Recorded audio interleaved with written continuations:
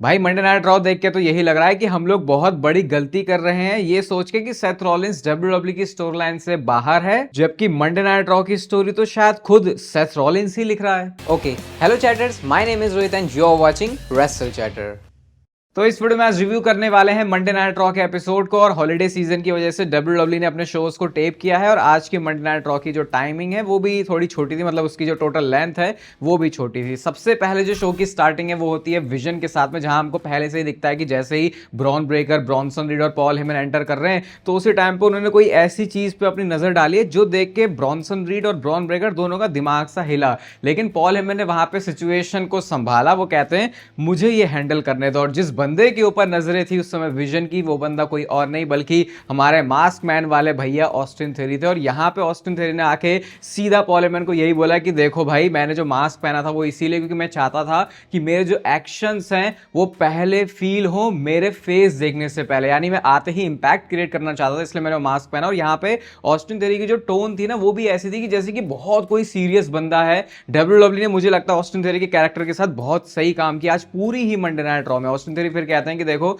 मैंने कुछ गलत डिसीजंस पहले लिए हैं, मैं बहुत कंफर्टेबल हो गया था, मैं इंजर्ड हो गया, लेकिन उसके बाद मैंने विजन को देखा और तुम लोग किसी चीज का वेट नहीं करते, एंड नाउ दैट्स मी, इसलिए मैंने भी वेट नहीं किया, मैं सीधा वॉर गेम्स में आ गया। इन सारी बातों पे पॉल हेमन यही पूछते होते हैं रियली, और इस बात पे जो कॉन्फिडेंट तरीके से ऑस्टिन थ्योरी रिप्लाई कर रहे थे, इवन उन्होंने ये भी बोल दिया कि आज विजन का मैच है ना, तो मैं उस मैच में उतरना चाहता हूं। पॉल हेमन पूछते हैं रियली, तो उन्होंने बोला रियली, और उसके बाद इंटरेस्टिंग करके पॉल हेमन वहां से चले जाते हैं। तो ऑस्टिन थ्योरी अपनी बातों से ही जीतना चाहते हैं दिल पॉल हेमन का। उनके बातों में वो कॉन्फिडेंस लग रहा है कि भैया मैं आ गया हूं, मैं यहां पे इंपैक्ट बनाने के लिए आया हूं। तो अभी हमको ये नहीं पता चला था कि क्या एक्सेप्ट कर लिया है विजन ने ऑस्टिन थ्योरी को अपनी गैंग में, क्योंकि ये जिस तरीके से आना हुआ था ऑस्टिन थ्योरी का, हमको स्टोरी लाइन में यही बता रहे हैं कि ये कोई ओरिजिनल प्लान था नहीं विजन का। वो स्टोरी हमको आगे पता चलती है, जिसके बारे में हम आगे बात करेंगे। बट नेक्स्ट शो पर मैच आता है रिया रिप्ली वर्सेस आस्का के बीच में। मैं सही में परेशान हो गया हूं ये वाली स्टोरी से। मेरे को पिछले हफ्तों का याद भी नहीं है कि किसका मैच कब किससे हो जाता है, वही सेम तरीके के फिनिश होते हैं। कायरी सेन यहाँ पे आ जाते हैं, फिर उसके बाद ईओ स्काई जो कि मेडिकली फिट नहीं है, सब आपस में लड़ रहे हैं, फिर आस्का ने रोल अप करके पिन कर दिया इस मैच में रिया रिप्ली को। तो ये रिपीट मोड पे जो ट्रिपल एच ने स्टोरी लाइन चला दी है भाई, इसमें या तो आप कुछ यूनिक करके दिखाओ, वरना मुझे लगता नहीं कि इस वाली स्टोरी को ज्यादा बढ़ाने की जरूरत है ही नहीं जरूरत किसी भी तरीके की। मतलब अगर कोई यूनिक एलिमेंट डाल रहे हो कि अच्छा कुछ चीज याद रहे, वैसा तो देखो मुझे वीकली शोज पे जब ये स्टोरी प्रोग्रेस कर रही है तो कुछ नजर नहीं आता। इसके बाद शो पर हमको बैक स्टेज से पता चलता है ब्रॉनसन रीड और ब्रॉन ब्रेकर जो कि दिख रहे हैं बहुत ज्यादा नाखुश, और पॉल हेमन यहाँ पे आके फिर समझाते हैं कि भैया तुम क्या, मतलब तुम ये जो चीजें देख रहे हो ना, समझ रहे हो, अभी तुम लोग छोटे लोग, मैं तुम्हें बता रहा हूँ। पॉल हेमन यहाँ पे एक्सप्लेन करते हैं कि ऑस्टिन थ्योरी कैसे आ गया ना। इस बात पे सबसे पहले ब्रॉनसन रीड को जवाब देते हैं कि भैया 18 महीने पहले तू क्या कर रहा था, कोई डिसरिस्पेक्ट नहीं कर रहा मैं, लेकिन तू कुछ भी नहीं था, लेकिन अब तू रोमन रेंज को मेन इवेंट करके हरा रहा है। और उसके बाद वो ब्रॉन ब्रेकर की बात करते हैं कि अब इनका भी मैच होने वाला है वर्ल्ड हेवीवेट चैंपियनशिप के लिए, जो कि मंडे नाइट रॉ के मेन इवेंट में होने वाला 5 जनवरी को, नेटफ्लिक्स एनिवर्सरी वाले एपिसोड को जो सेलिब्रेट कर रहे हैं। तो कहते हैं कि देखो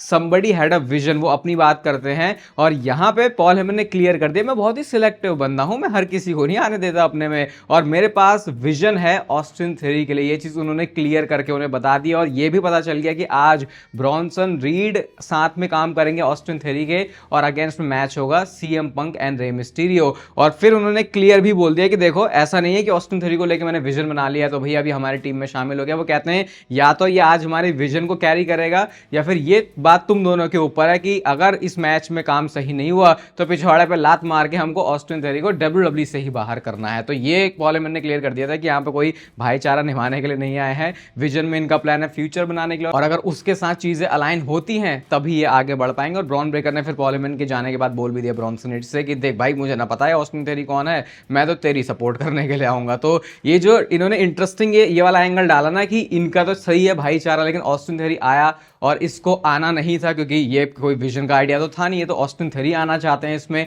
तो वो बड़ी इंटरेस्टिंग चीज लग रही है, और यही आप बोल सकते हो कि इस वाली स्टोरी लाइन की रीढ़ की हड्डी है, क्योंकि यही आपके लिए ट्विस्ट एंड टर्न्स लेके आने वाली है आगे आने वाले टाइम में। उसके बारे में बात करेंगे अभी थोड़ी देर में। बट नेक्स्ट सेगमेंट आता है बेकी लिंच का। और बेकी लिंच का आज मतलब बेकी लिंच के जो प्रोमोज है भाई वो इतने मस्त होते हैं, क्योंकि अगर कोई फ्रस्ट्रेटेड कॉन्फिडेंट बंदा प्रोमो पे आके बातें बोल रहा है, क्राउड उसको बू करता है, वो सुनने में बड़ा मजा आता है। और यहाँ पे आके उन्होंने यही बोला कि रेफरी करप्ट था, मैं ही असली इंटरकॉन्टिनेंटल चैंपियन हूँ, मेरे पास पावरफुल लॉयर्स हैं, मैं इसके अगेंस्ट में जंग छेड़ने वाली हूँ। और उन्होंने मिजरेबल मिशिगन करके भी बोल दिया क्राउड को। क्राउड उसके बाद यूज सक के चैंट लगाता है, तो बेकी लिंच ने कहा कि अरे मैगजीन देख तेरे लिए ये लोग क्या चैंट लगा रहे हैं। उसके बाद मैगजीन निकल के भी आती है, और मैगजीन ने इतना ज्यादा इंप्रूव कैसे कर लिया है मुझे तो समझ में ही नहीं आ रहा भाई। आज उनका जो प्रोमो वर्क था, रेसलिंग तो उन्होंने बढ़िया कर ली, चैंपियन भी वो बन गई, और प्रोमो में भी उन्होंने कमाल कर दिया। वो कहते हैं कि स्पोर्ट्स इलस्ट्रेटेड सही था कि तू ग्रेटेस्ट ऑफ ऑल टाइम है, लेकिन इस रूकी ने तुझे 3 बार हरा दिया है, रीमैच करने में मुझे कोई प्रॉब्लम नहीं है, मैं तुझे दोबारा से हरा दूंगी। और तुझे देख के ऐसा लगता है कि अब तू इस डर में है कि जो तेरा बेस्ट टाइम है वो अब पीछे जा चुका है, यानी कि जो तेरा पीक था, जो तेरा प्राइम है, अब वो जा चुका है। ये बात सुन के बेकी लिंच को ऑब्वियसली उनके तो बिल्कुल गुस्से में हो गई वो। उसके बाद उन्होंने पंच कर दिया उन्हें। लेकिन फिर यहाँ पे हमने क्या देखा, मैक्सीन ने काउंटर किया और उसके बाद उन्होंने टैप आउट करवा दिया बेकी लिंच को। तो भाई ये तो day by day, week by week जिस तरीके से मैगजीन के कैरेक्टर में ये इतना तगड़ा इन्वेस्ट कर रहे हैं, और सही में मैगजीन को देख के मैं बोलता हूँ ना, जब स्टोरी रियल लगती है, जब वो बिलीवेबल लगती है, तो स्टोरी लाइन में मजा ही कुछ अलग आता है। और वही मैगजीन की स्टोरी में आ रहा है। फिर फर्क नहीं पड़ता कि वो स्टोरी मेंस डिवीजन से आपको देखने को मिल रही है या फिर विमेंस डिवीजन से देखने को मिल रही है। बट क्या बेकी लिंच के पास दोबारा टाइटल आ सकता है? क्या इस वाली स्टोरी को डब्ल्यूडब्ल्यूई और स्ट्रेच करेगी?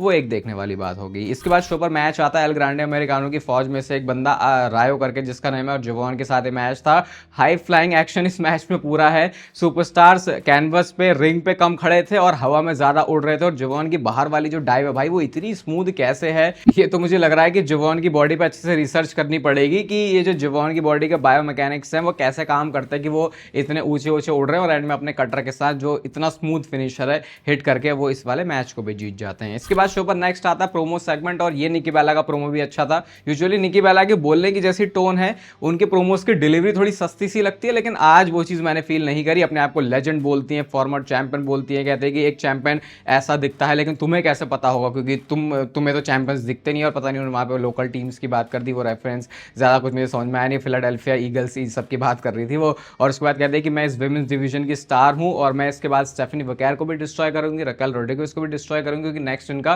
ट्रिपल थ्रेट मैच होने वाला है उसी विमेंस वर्ल्ड चैंपियनशिप के लिए। कहते हैं मैं सही में बिग डील हूँ, स्टेफनी तो सिर्फ रिंग में बिग डील है, लेकिन मैं हर जगह बिग डील हूँ। और उसके बाद माइक ड्रॉप करके वो वहाँ से चली जाती हैं।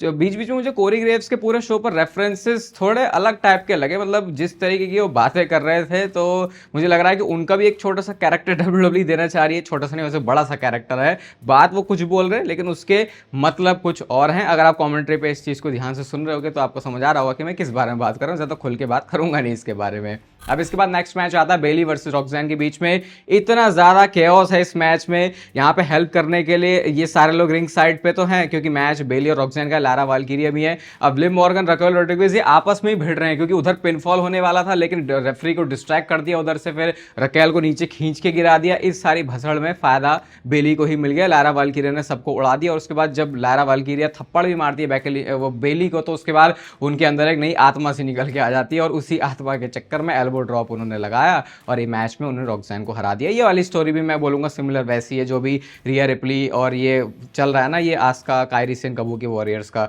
कि वही है। कुछ आपको यूनिक अच्छा करना पड़ेगा, वरना फिर आप इस वाली स्टोरी में फैंस का इंटरेस्ट डेवलप नहीं कर सकते। इसके बाद शो पर एक बैक स्टेज सेगमेंट आता है, और ये था ऑस्टिन थेरी, ब्रॉन्सन रीड का। ऑस्टिन थेरी ने इज्जत से आके पूछा कि भैया प्लान क्या है, और मैं सही बता रहा हूँ, जिस तरीके से ऑस्टिन थेरी भाई बात कर रहा है, वो मतलब लग रहा है कि इसके कैरेक्टर को आपको सीरियस लेना पड़ेगा। और मैं यही सोच रहा था कि अभी मास्क वाली स्टोरी उन्होंने बता तो दी है, ऐसा ना हो कि बस उसके बाद लल्लू पंजू की तरह ऑस्टिन थेरी को लेके आ जाएं। लेकिन बंदा अपना अच्छे से स्टैंड लेना जानता है, जो कि कैरेक्टर डेवलप करने में बहुत ज्यादा काम आता है। तो उसके बाद सीधा ब्रॉन्सन रीड ने बड़ी छाती चौड़ी करके बोला अपनी, वैसे भी उनकी छाती बहुत ज्यादा चौड़ी है, तो वो बोलते हैं कि देखो अब तो विजन में है, अब तो बिग लीग्स में है, तो जो मैं करूंगा बस तुम मुझे फॉलो कर लियो। तो और उन्होंने लास्ट में किड भी बोल दिया। तो इस चीज को क्लियर करते हैं ऑस्टिन थेरी, कहते हैं देख सबसे पहले तो मैं कोई किड नहीं हूं, और सेकेंडली मैं मैच में एंटर करूंगा और तू फॉलो करेगा मेरी लीड को। तो फिर ये ब्रॉन्सन रीड सुन के कहते हैं भाई ये तो बंदा थोड़ा अलग सा ही लग रहा है, ये तो मेरी बातों में भी नहीं आ रहा। तो ये भी पता चल गया था कि ऑस्टिन थेरी आया तो है विजन के अंदर, उसको मैच मिला है,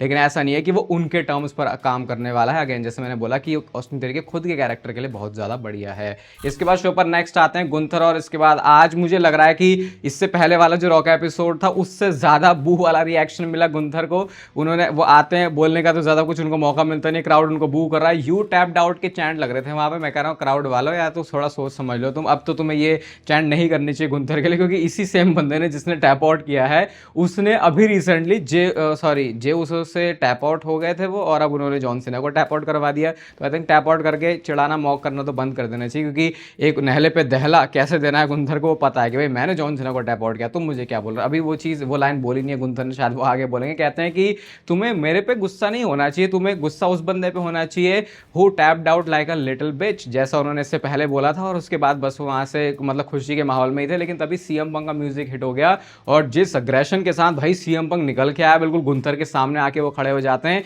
शायद वो ये बताना चाह रहे थे कि वो मेरा दोस्त है जिसको तूने रिटायर किया है, तो तू उसकी इस तरीके से डिसरिस्पेक्ट नहीं कर सकता। और वैसे भी गुंथर बहुत टाइम तक ये वर्ल्ड चैंपियनशिप वाले सीन से दूर रहते नहीं है, तो फिर हो सकता है आने वाले टाइम में उनके पास ये अपॉर्चुनिटी दोबारा से आ जाए। लेकिन फिलहाल तो फोकस ब्रॉन ब्रेकर और सीएम पंक के मैच के ऊपर है। जिसके बाद फिर हमने बैक स्टेज से भी देखा था कि ये जो सेगमेंट है गुंथर का, जब वो जा रहे होते तो वो एजे स्टाइल से भी मिलते हैं। तो एजे स्टाइल्स कहते हैं भाई तू पागल है, शायद तुझे पता नहीं है कि कितना बोलना चाहिए, कब चुप रहना चाहिए। एंड इसका गुंथर जवाब भी देते हैं गेस आई डोंट, कि मैं तो नहीं पता मुझे भाई, और हंसते हंसते अपनी वही वाली स्माइल के साथ गुंथर वहां से चले जाते हैं। ये पिस ऑफ करने वाला कैरेक्टर गुंथर का जो अब हो गया है जॉन सीना को हराने के बाद, आई थिंक यही नीडेड था। और बहुत ज़्यादा आपको सेफली प्ले करने की ज़रूरत है गुंथर के कैरेक्टर के साथ, क्योंकि अभी अगर ऐसे बंदा जॉन सीना को हरा के आ रहा है तो फिर आप उसको वेस्ट नहीं जाने दे सकते। और वैसे भी गुंथर में तो WWE अच्छा इन्वेस्ट करती ही है। और अब आता है शो का मेन इवेंट मैच, जो कि था विजन यानी कि ब्रॉनसन रीड, पॉल हेमन और ऑस्टिन थेरिये निकल के आते हैं। और अगेंस्ट में मैच था Rey Mysterio and CM Punk. Match के स्टार्टिंग से मतलब स्टार्ट ये मैच ऑस्टिन थेरी करते हैं, मुझे लग रहा था कि शायद मैच में बहुत ज़्यादा डिफरेंसेस आ सकते हैं ब्रॉनसन रीड और ऑस्टिन थेरी के, वो चीज़ फिलहाल तो हमने यहाँ पे देखी नहीं है। सीएम पंक जाते हैं, सीएम पंक का एक वो मूवमेंट था जो वो बार बार क्लोज लाइन मारने की कोशिश कर रहे हैं, मारते भी हैं लेकिन ब्रॉनसन रीड गिरते नहीं है। उसके बाद रे मिस्टीरियो 619 के लिए जाते हैं, ऑस्टिन थेरी ने उसको ब्लॉक कर लिया, लेकिन उसके बाद ऑस्टिन थेरी के ऊपर ही उन्होंने अपना सिग्नेचर फिनिशर लगा दिया। फिर ब्रॉनसन रीड ने खींच के जो है पिन को ब्रेक किया और फिर सीएम पंक लेके उड़ गए ब्रॉनसन रीड को। और रिंग में ऑस्टिन थेरी ने स्टॉम्प किया रे मिस्टीरियो को और पिन फॉल करके ये वाला मैच विजन के लिए जीत लिया है। तो यानी कि एक बॉक्स तो यहाँ पे फिलहाल अभी चेक हो गया है कि ठीक है ऑस्टिन थेरी ने विजन को मैच में जीत दिलवा दी है, तो ये चीज सेटिस्फाई कर देगी पॉल हेमन को। और उसके बाद क्या होता है, अटैक करने के लिए निकल के आते हैं ब्रॉन ब्रेकर, और क्या बड़े ही गिरते पड़ते हुए आए ब्रॉन ब्रेकर, लेकिन फिर ऑस्टिन थेरी भी वहां पे आके थोड़ी उनको डिस्ट्रैक्ट करते हैं सीएम पंक को, जिसकी वजह से ब्रॉन ब्रेकर ने सीएम पंक को अपना स्पीयर वाला फिनिशर हिट किया। और हर बारी जब भी अपना ब्रॉन ब्रेकर स्पीयर लगाता है ऐसा लगता नहीं किसी को बख्शने वाले हैं, चाहे ओल्ड टाइमर हो, न्यू टाइमर हो या फिर पार्ट टाइमर हो। आज के शो की मंडे नाइट रॉ की रेटिंग कितनी रहेगी उसके बारे में अभी बात करेंगे, बट पहले ये सेथ रॉलिंस वाले एंगल की बात कर लेते हैं। तो अगर आपको याद होगा तो अभी से कुछ टाइम पहले जब WWE में जब पूरी दुनिया में पैंडेमिक वाला टाइम चल रहा था, उस टाइम पे एक स्टोरी थी जब सेथ रॉलिंस मसाया थे और उनके डिसाइपल निकल के आए थे ऑस्टिन थेरी। तो क्या फिर जिस तरीके से ऑस्टिन थेरी का हमने एटीट्यूड देखा है कि भले ही वो शामिल तो होना चाह रहा है विजन में, लेकिन वो अपना भी खुद से एक स्टैंड ले रहा है, तो ये चीज कराई हुई है सेथ रॉलिंस की। क्यों? क्योंकि विजन और सेथ रॉलिंस के भी पंगे हैं। जैसा हमने देखा भाई ब्रॉन ब्रेकर ने लास्ट में तोड़ दिया था सेथ रॉलिंस को और सेथ रॉलिंस को विजन से ही आउट कर दिया था। और अब सिचुएशन ये बन गई है कि सेथ रॉलिंस स्टोरी से गायब और उसको बदला लेना है विजन से। तो क्या सेथ रॉलिंस ने अपने डिसेबल को उठाया है और ये ऑस्टिन थेरी जो भी काम कर रहे हैं, जो हमको लग रहा है कि ये काम कर रहे हैं विजन के लिए, एक्चुअल में इसे भेजा गया है सेथ रॉलिंस की तरफ से। नाउ इमेजिन जब सेथ रॉलिंस वापस आएंगे और ये चीज रिवील होगी कि ऑस्टिन थेरी अगर वो बंदा है जो कि सेथ रॉलिंस के लिए काम कर रहा है, तो फिर विजन के मुंह पे ये कितना बड़ा वाला धप्पा होने वाला है। ये स्टोरी तो देखो WWE बहुत अच्छी तरीके से कुक कर रही है और देख के ऐसा लग रहा है कि इसमें पोटेंशियल अच्छी है। अगर इस वाले ट्विस्ट के साथ WWE ये वाली स्टोरी को आगे बढ़ाएगी, फिर ऑब्वियसली ये चीज जाएगी रेसलमेनिया तक। आज की मंडे नाइट रॉ को रेट करें तो देखो विजन की स्टोरी तो सही थी, लेकिन फिर भी शो ऐसा नहीं है कि मैं बोलूं भाई वाओ मजा आ गया। एवरेज वाला ही शो है, 3 स्टार की इसको रेटिंग देंगे। लेकिन अगर आप इस वीडियो को यहां तक देख रहे हो और भाई पूरा रिव्यू सुनते हो तो भाई यार आप इस वीडियो को लाइक कर सकते हो और चैनल को सब्सक्राइब कर देना अगर WWE से रिलेटेड कंटेंट डेली आप अपनी YouTube की फीड पर देखना चाहते हो। बाकी तब तक फिर लेते रहो जिंदगी के मजे।